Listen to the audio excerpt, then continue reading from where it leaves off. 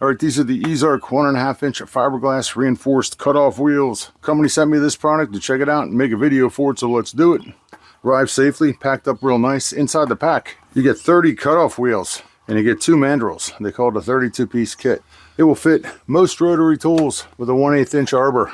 You can see that it comes in a nice little sturdy storage case with spots for the wheels. You get 6 in each of these spots. There are little cutouts in the plastic tray that make them easy to grab. I've already used this one here, so I'm going to keep using it. Each cutoff wheel is about 1.5 inches across and about 1.2 millimeters thick. They're made specifically for rigid plastics and softer materials. They say to cut slowly to prevent heat buildup and melting. They're really easy to put on. You can get it started before or do it when it's right on the tool itself. Up to you. When I was cutting this 3-inch PVC right here, I was trying to force it and the wheel would get hung up until I finally figured it out and slowed down a little, and they cut great. The wheels are reinforced with fiberglass, which makes them good for cutting, trim jobs, cutting grooves on stuff like PVC, CPVC, acrylic, PPR, PEX, and 3D prints. They cut pretty clean. They're pretty thin.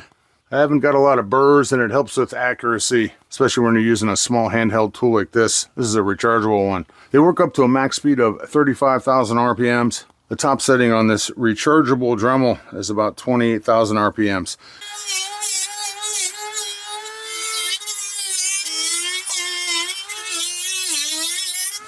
That's not bad. That's without drawing any lines or even trying anything. The key with these is to just take your time, take it slow, and it cuts through pretty good. So there you go. These cutoff wheels would be great for indoor and outdoor jobs, DIY projects, home repairs, all kinds of stuff. Very nice.